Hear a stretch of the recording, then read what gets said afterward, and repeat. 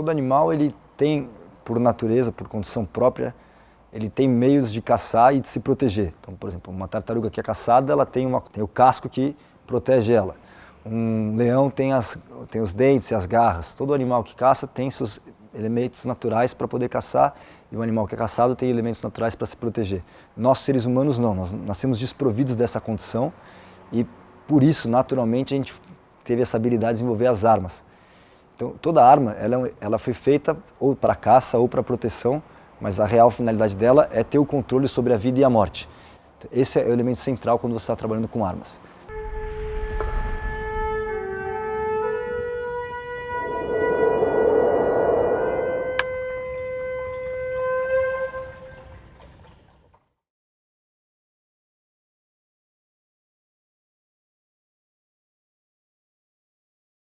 A primeira consideração é respeitar o objeto em si. Uma arma, ela não foi feita para outra coisa a não ser destruir e matar.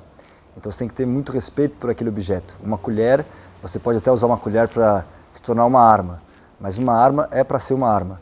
Hoje em dia a gente vive uma civilização que não tem muito contato com a arma. Então a gente perde essa relação do perigo, da relação que a arma é feita para matar e destruir e obviamente também proteger. Então, quando você está no treino de arma, você tem que lembrar isso, tornar isso muito sério. É uma arma e respeitar aquele objeto em si. O bastão ele tem uma simplicidade, uma das armas mais simples possíveis que você possa ter para se proteger. Mas por ter essa simplicidade, ele apresenta uma gama de possibilidades maiores do que outra. Então, por exemplo, uma espada só tem uma parte que corta. O foco maior dela é cortar. É a mesma coisa no revólver, ele é super sofisticado, mas a sua ideia é sempre atirar. Dificilmente alguém vai pegar um revólver e vai sair correndo atrás do outro batendo com ele. Além disso, não só com bastão, mas com qualquer arma, você vai sempre potencializar o seu corpo. Então, se você é uma pessoa muito forte, às vezes você não encontra parceiros com vigor tão grande quanto você para poder treinar. Se você é uma pessoa, às vezes, mais fraca, você sempre vai encontrar pessoas muito mais fortes que você. Agora, no instante que ambos colocaram uma arma na mão, isso equaliza. A relação já não é mais o forte ou fraco, é a habilidade de quem tem com a arma. Então, seja o bastão ou qualquer outra arma, quando você treina, você cria um parâmetro de certa maneira igual, e aí o que vai ser diferencial é a técnica.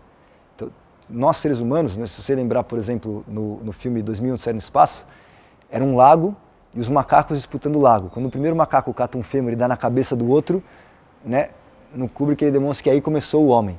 Então, nós seres humanos, por mais técnico que você seja, melhor habilidade no corpo a corpo, se tiver alguém que também tem uma habilidade no corpo a corpo, e é mais forte, ele provavelmente vai levar vantagem. Agora, no instante que você pegou uma arma na mão, aí a gente voltou no 0 a 0. Agora é quem é mais habilidoso com a arma. Então, todo treino de arma também tem esse aspecto. Tem um aspecto de agora vamos igualar parâmetros. E por igualar parâmetros, a gente acende uma outra aspecto. Agora é o quão habilidoso você é em se tornar um com aquele objeto. Esse é um fator. E no caso do Joe, ele é um objeto simples, então você possibilita múltiplas formas de mover seu corpo com ele. No caso do Aikido a gente faz algumas formas, mas se você for ver, várias artes marciais, vários povos usam o bastão como uma arma. E aí você vai ver várias possibilidades de mover o bastão, porque ele é tão simples que são infinitas formas de se trabalhar com ele e mover. Em si, um bastão como arma, você pode estocar, você pode bater, você pode usar para proteger o seu corpo, você pode usar ele para girar de maneira que ele ganhe muito torque, para poder bater com mais torque, você ganha giro, giro, giro e acertar. Você poderia colocar, por exemplo, treinando, proteções, luvas, e aí, só que é sempre uma equação interessante. Quanto mais protegido você está, menos o senso do perigo você está tendo, e aí você pode colocar, usar um vigor em excesso, ou mesmo, por exemplo, se você pegar alguém que bate de mão nua, ele tem que aprender a bater correto. Se eu colocar uma luva e botar uma tala, eu posso bater de qualquer jeito porque minha mão está protegida. Então, você de certa maneira, você ganha vigor, mas você perde um pouco do controle, da sensibilidade. No caso do Aikido, a gente não vai estar usando proteções nenhuma. Então, o que vai te assegurar a segurança são duas coisas. Uma é fazer o movimento correto tecnicamente e você ser capaz de absorver o movimento correto. Você está em contato com o parceiro, saber absorver o movimento dele, que é a mesma questão de você fazer o Kemi. É você conseguir ser apto a receber a técnica do parceiro. Então, no caso, você conseguir se tornar apto a receber o movimento do parceiro.